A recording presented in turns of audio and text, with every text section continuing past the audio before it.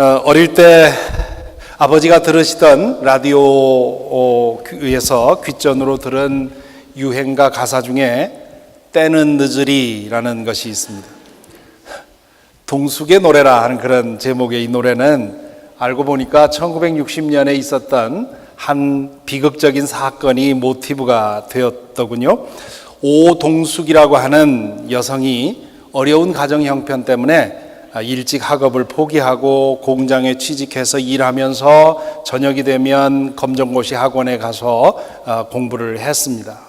그는 그곳에서 만난 남자 교사에게 사랑에 빠지게 되고요. 두 사람의 관계는 어느덧 돌이킬 수 없는 단계까지 가게 됩니다.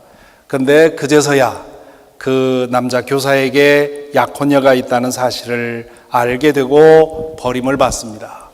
이 여성은 그 배신감에 사로잡혀서 그 교사를 살해하게 됩니다. 이 뉴스를 접한 어느 작사가가 그 여인의 심정으로 가사를 지었다고 하지요. 이 노래가 많은 사람들에게 이렇게 마음에 닿았던 이유는 그의 그 아픈 사연 때문이기도 했겠지만 뉘우치며 울어도 때는 늦으리라고 하는 가사 때문이었을 것입니다. 그 여성은 그 교사의 사랑이 진심이 아니었다는 사실을 너무 늦게 알게 되었고요. 그리고 살인을 저지른 후에야 그래서는 안 되었다는 사실을 알게 되었습니다. 그래서 때는 늦으리 후회하는 거지요. 이 노래를 듣는 사람들은 다 각기 자신의 경험을 떠올리는 거지요. 그것이 노래의 힘입니다. 욕심 때문에, 미련 때문에, 분노 때문에, 모질지 못한 마음 때문에, 혹은 어리석음 때문에 때를 놓치고 낭패를 본 일이 없는 사람은 아무도 없기 때문입니다. 그렇기 때문에 이 노래가 많은 이들에게 공감을 얻었겠지요. 일을 그르치고 나서 돌아보면 위기의 징조가 있었다는 사실을 그제서야 알게 되지요. 건강이 망가지는 징조가 있었다는 것을 알게 되고요. 아이가 망가지는 그런 징조가 있었다는 것도 알게 되고요. 사업에 문제가 있다는 것을 뻔히 알면서도 지난 것을 알게 되고요. 그 징조들을 때로는 지나친 자신감으로, 또 때로는 부주의한 성품 때문에, 또 때로는 지나친 욕심 때문에 무시하고 지납니다. 그러다가 결국 파국을 맞이하고 나면 진작에 그 조짐을 알고 행동을 했었어야 할 걸 그렇게 후회하는 거지요. 우리는 전교후 성경 일독 진도를 따라서 지금 에스겔서를 읽고 있습니다. 이번에 에스겔서를 읽으면서 제 기억 저 밑바닥에 있던 이 노래 가사가 떠오른 이유가 있습니다.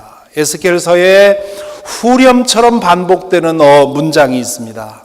그때야 비로소 내가 주인 줄 너희가 혹은 그들이 알게 될 것이다. Only then you or they will know that I am the Lord. 이 문장은 이 에스겔서 전체를 통해서 70회가 넘게 나옵니다. 물론 다른 성경에도 나옵니다마는 에스겔서의 경우는 특별합니다. 이렇게 같은 문장이 자주 반복된다는 것은 그 문장에 무슨 특별한 의미가 있다는 얘기죠. 여기서 그때는 언제입니까? 이 에스겔서의 전반부를 보면 유다 백성이 심판받는 때를 말합니다. 유다 백성의 심판을 예언하는 과정에서 하나님은 에스겔을 통해서 이렇게 말합니다. 7장 27절에 보면 왕은 통곡하고 지도자들은 절망에 빠지고 이 땅의 백성은 무서워 벌벌 떨 것이다. 내가 그들의 행실대로 그들에게 갚아주고 그들이 심판받아야 하는 그대로 그들을 심판하겠다. 그때야 그들이 비로소 내가 주인 줄 알게 될 것이다. 유다 백성이 하나님의 심판을 불러올 정도로 심하게 죄악에 빠진 이유는 그분이 주인 줄을 몰랐기 때문입니다. 사실은 모르지는 않았습니다. 머리로만 알고 있었던 것이고, 그리고 자주 망각하고 살았습니다. 그래서 하나님의 뜻을 저버리고 욕심을 따라 죄악에 빠진 것이지요. 하나님은 예언자들을 보내어서 그들을 깨우치고 경고하고 호소했습니다. 마지막 남은 방법은 심판뿐이었기 때문입니다. 그래서 그들은 결국 돌이키지 않았고 그 심판을 받게 된 것이지요. 그때가 되어서야 정신을 차리고 자신이 주이시라는 것을 알게 되겠지만 그때는 이미 늦은 것입니다. 뉘우치며 울어도 소용이 없는 것이지요. 성부, 성자, 성령 삼위일체 하나님은 온 우주와 인류의 역사와 그리고 우리 각자의 삶을 다스리고 계십니다. 그런데 우리는 하나님의 다스림을 거부하고 타락한 욕심을 따라 살기를 선택합니다. 하나님의 다스림은 우리가 원하면 거부할 수 있습니다. 하나님은 처음부터 인간에게 자유의지를 부여하시고 관계 안에서 부드러운 방식으로 다스리기로 선택하셨기 때문입니다. 오늘 성가대가 부른 찬양의 가사처럼 주님의 바람이 솔솔 불어오기 때문에 그렇습니다. 저하고 우리 지휘자님하고 미리 짠 게 아닌데요. 이렇게 제가 준비한 말씀과 성가대의 가사가 일치할 때면 참 그 전율을 느낍니다. 하나님께서 우리를 다스리는 방법은 우리에게 자유의지를 부여하시고 우리가 그분의 뜻을 따라서 살아가도록 하면서 그러면서 솔솔 부드럽게 그리고 세미한 음성으로 우리를 인도하십니다.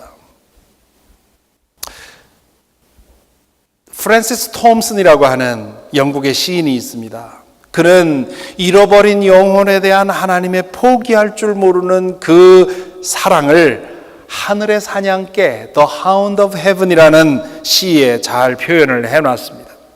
이 프랜시스 톰슨 자신이 하나님을 피해 다니며 살았기 때문에 그 심정을 잘 알았습니다. 그는 인생에 여러 번 실패하고는 마침내 런던의 뒷골목을 전전하는 그런 마약 중독자가 되었습니다. 그는 그렇게 방황하면서도 내면에서 느끼는 하나님의 부르심을 느끼게 됐고요. 그리고 어느 날 그것을 시로 적어서 품속에 넣고 다니다가 그가 죽고 나서야 그 시가 발견이 됐죠. 아주 긴 시입니다만은 그 첫 연만 제가 읽어드리면 이렇습니다. 나는 달아났습니다. 그분의 낯을 피해 수많은 밤과 낮 아래로. 나는 달아났습니다. 시간의 아치 저 아래로. 나는 달아났습니다. 내 마음의 미로를 따라 저 깊은 속으로. 나는 그분을 피해 숨었습니다.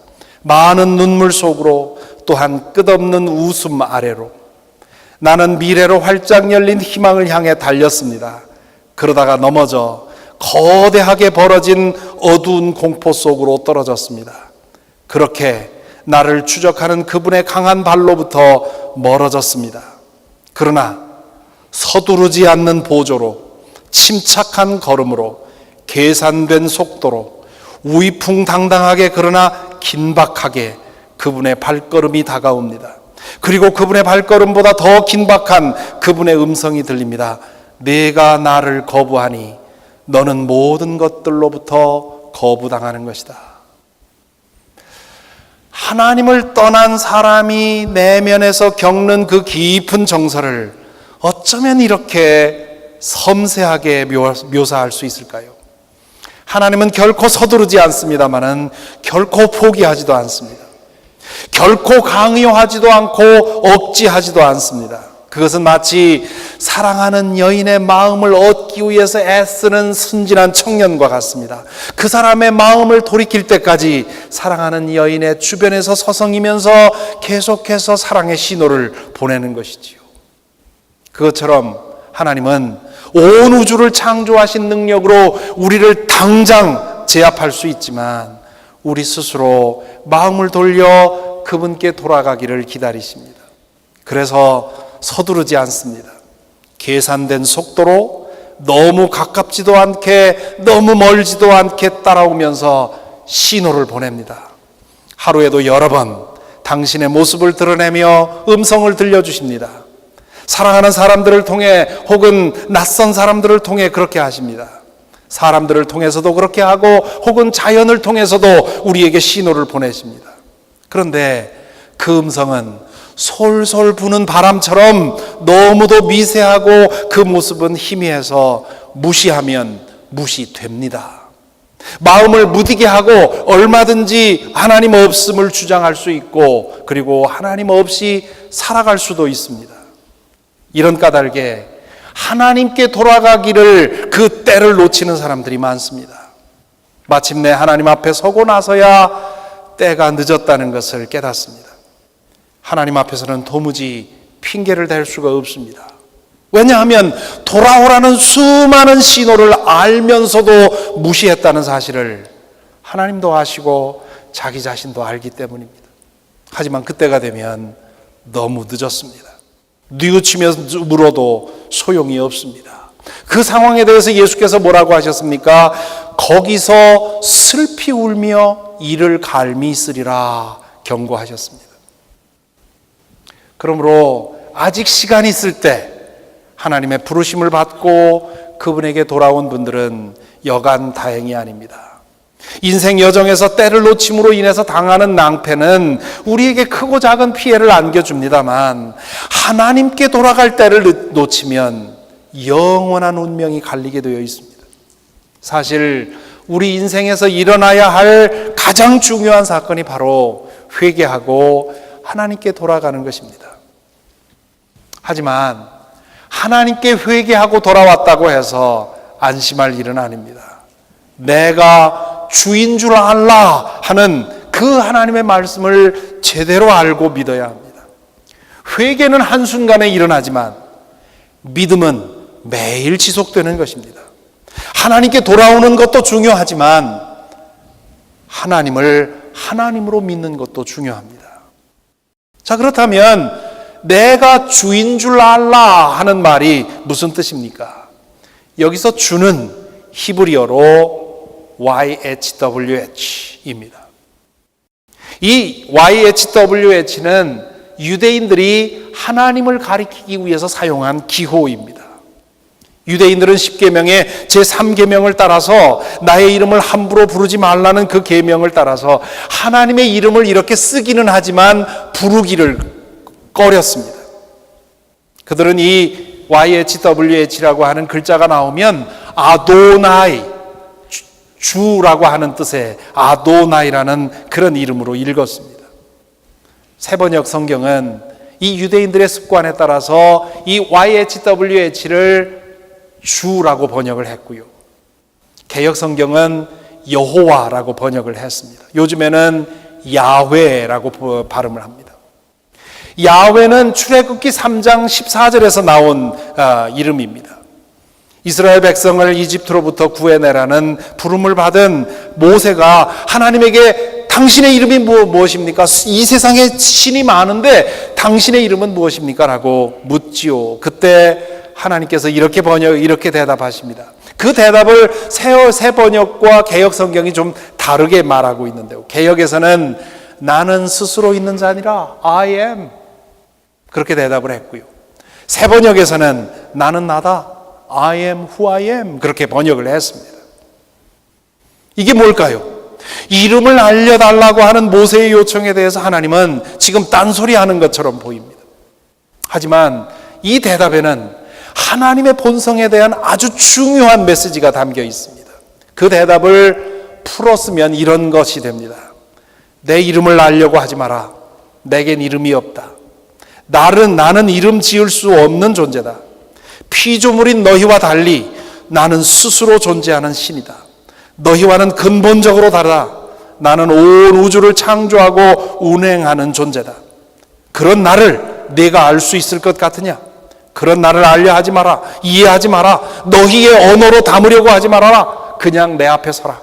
그냥 내가 보여주는 대로 나를 보아라. 내가 말하는 대로 들어라. 그러니까 엄밀하게 말하자면 이 YHWH 야훼라고 하는 것은 하나님의 이름이라고 말할 수도 없습니다.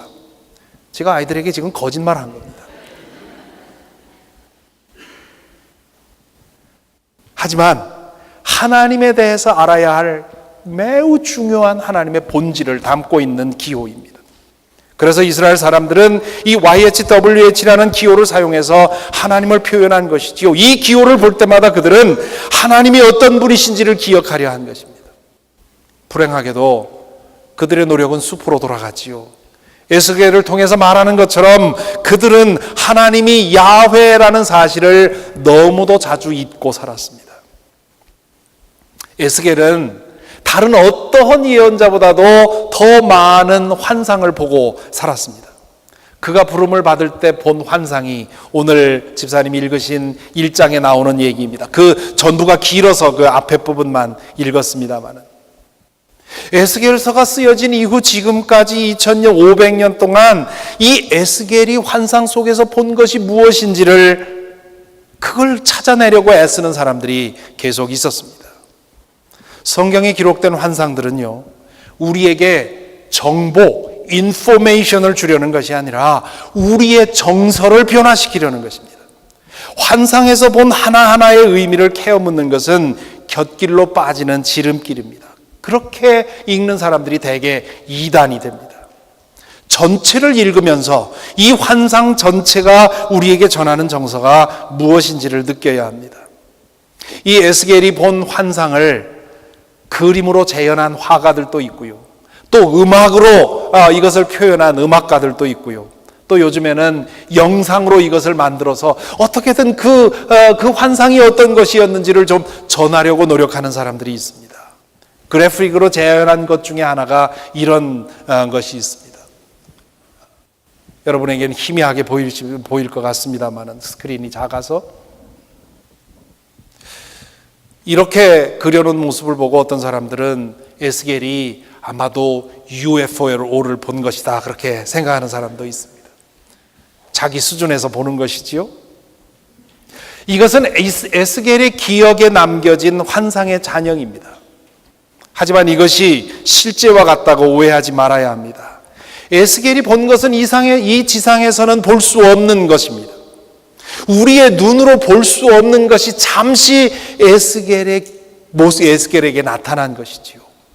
무엇인가를 보긴 보았는데 그것이 도무지 무엇인지 알 수 없을 때 우리는 이 지상에서 이미 본 것에 빗대서 설명할 수밖에 없습니다.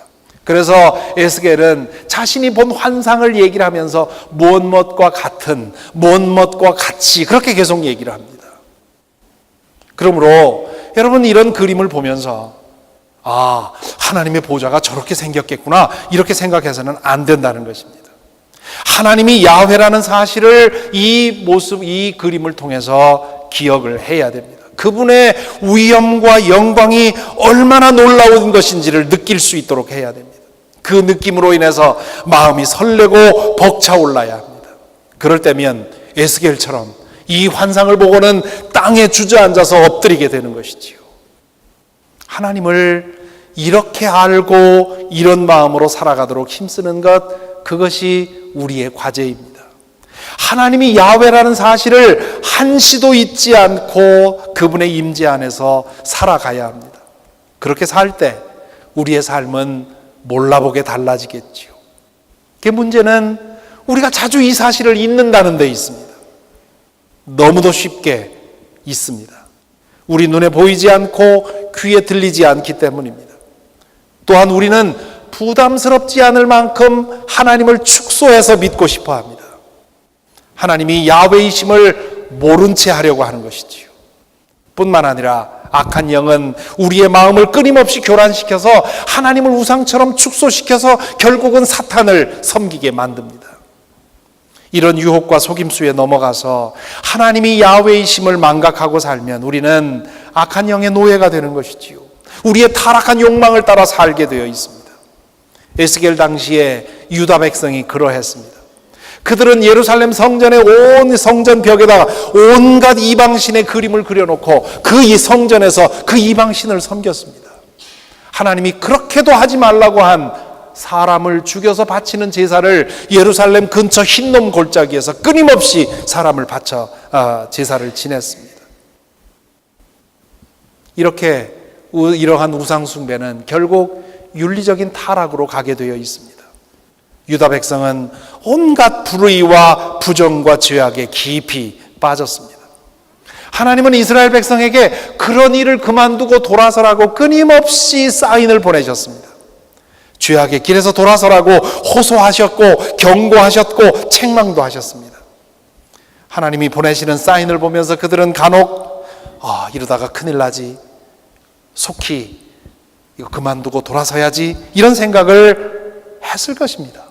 그런데 어제까지 괜찮았는데 오늘도 괜찮겠지 무시하며 지낸 것이지요. 그렇게 죄를 야금야금 키워간 것입니다.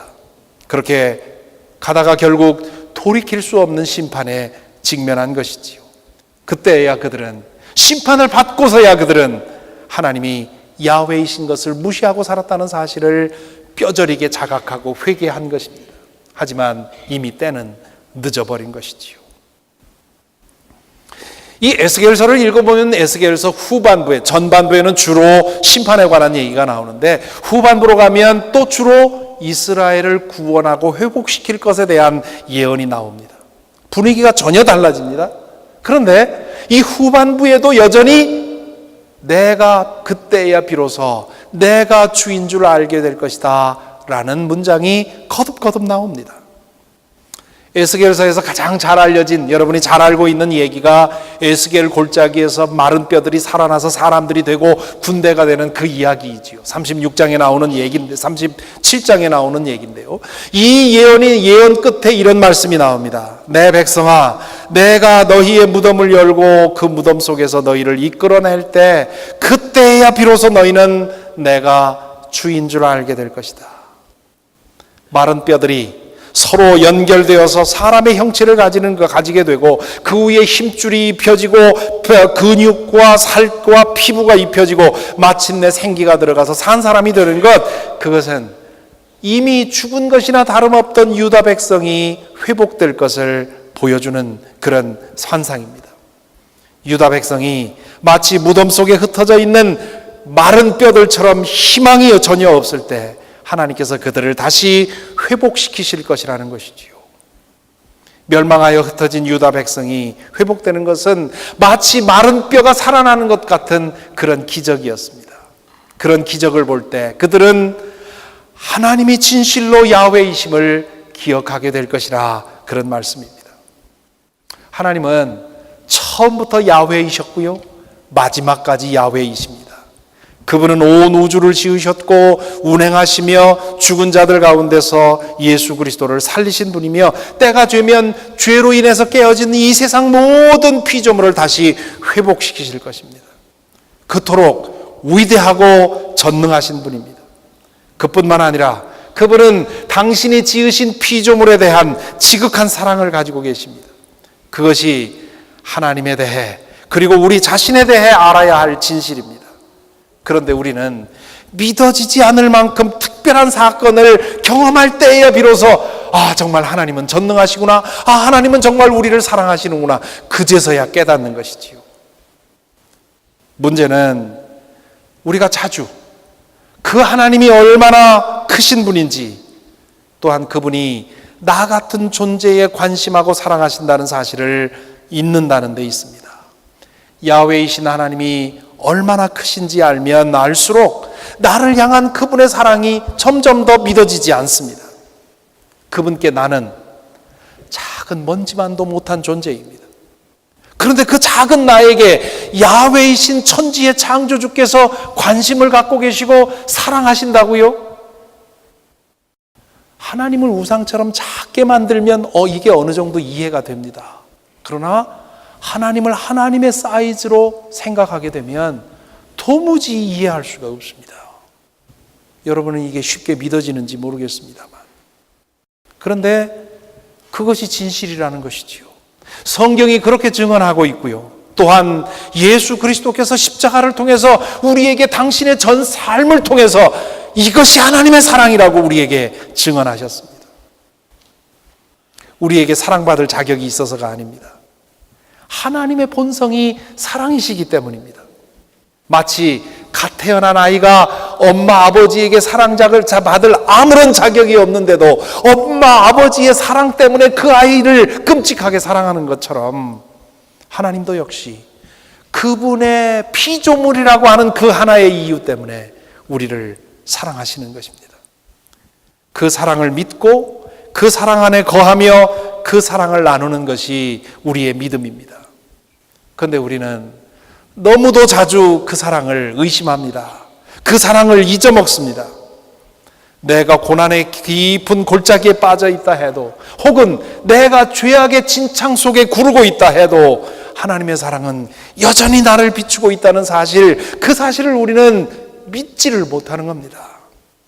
우리가 잘 아는 시편 23편 마지막에서 다윗이 이렇게 말합니다. 진실로 주님의 선하심과 인자하심이 내가 사는 날 동안 나를 따르리니. 여기서 따르리니라고 번역된 히브리어는 추적하다, pursuit, 혹은 따라다니다, chase after, 이런 뜻입니다. 유진 피터슨이 번역한 메시지 성경에 보면 Your beauty and love chase after me every day of my life. 그냥 따라다니는 것이 아니라 적극적으로 끝까지 나를 놓치지 않기 위해서 따라다니는 것, 이게 하나님의 사랑이라고 하는 것을 다윗은 경험하고 이렇게 고백하고 있는 것이지요. 하나님께 버림받은 것 같을 때에도 지나보면 하나님이 그때 나를 붙들고 계셨다는 것을 알게 되는 것이지요. 그 사랑은 다윗 같은 특별한 사람들에게만 주어지는 것이 아니라 저와 여러분 우리 모두에게도 동일합니다.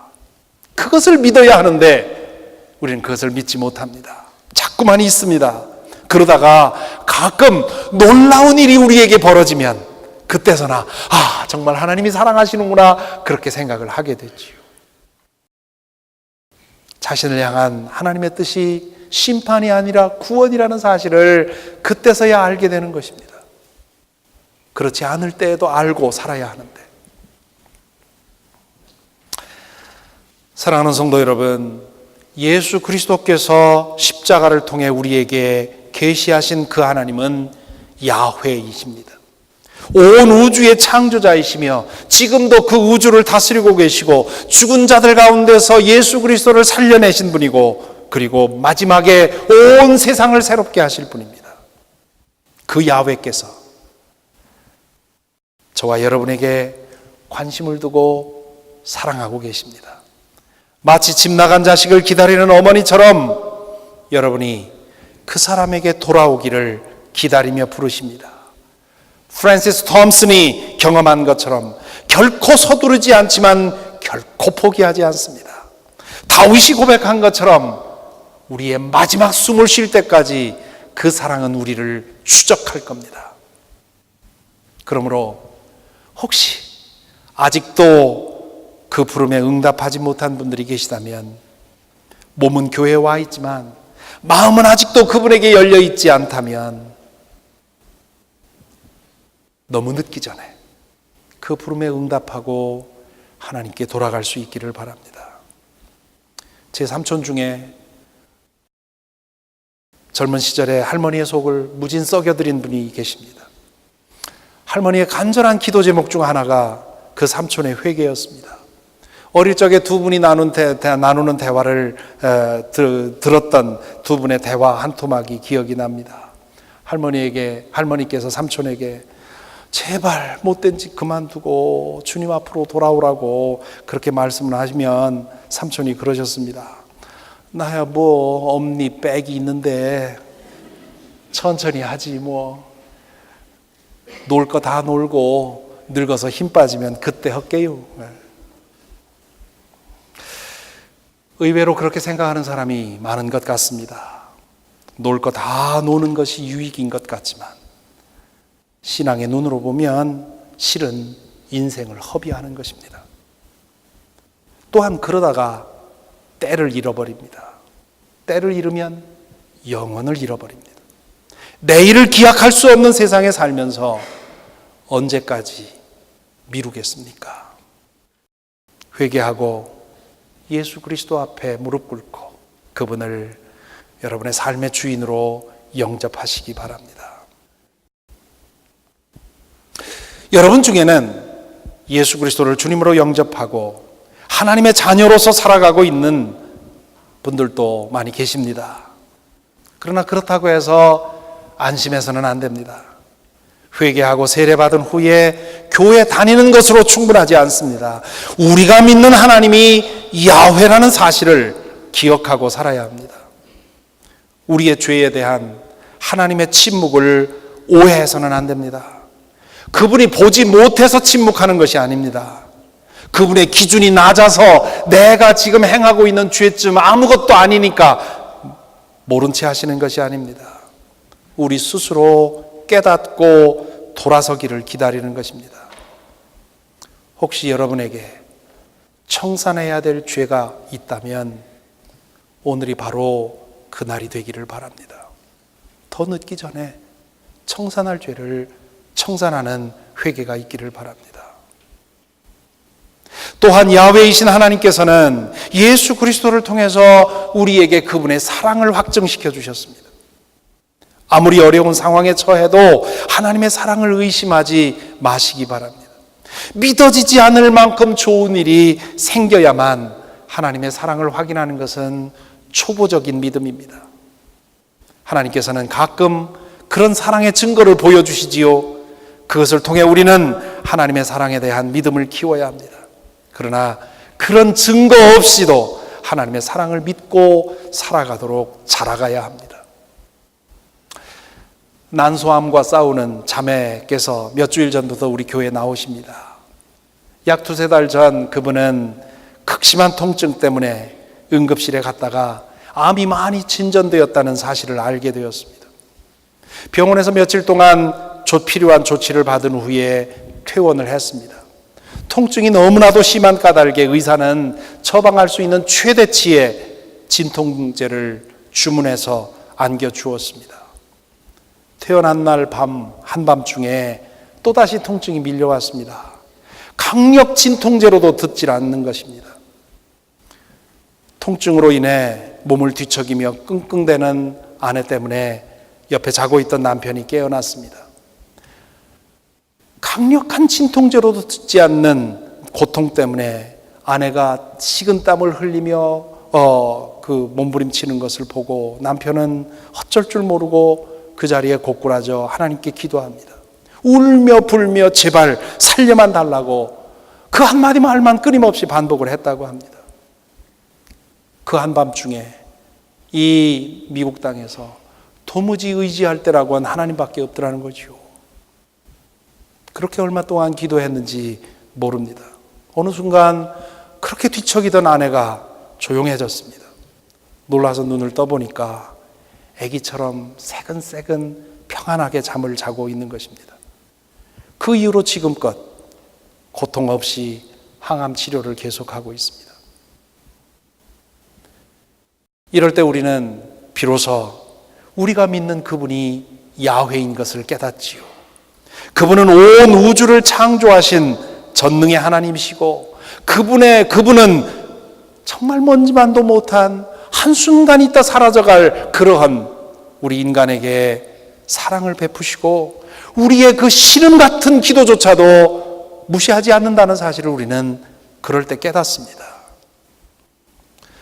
어떤 분은 이렇게 물을지 모르겠습니다. 아니 기적을 주시려면 암세포를 제거해 가시지 왜 그건 그냥 두고 고통만 제거해 가셨냐고요.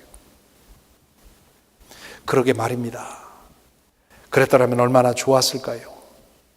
하나님께서는 왜 이런 때는 이렇게 하시고 저런 때는 저렇게 하시는지 저는 알지 못합니다. 하지만 하나 짐작하는 것은 있습니다.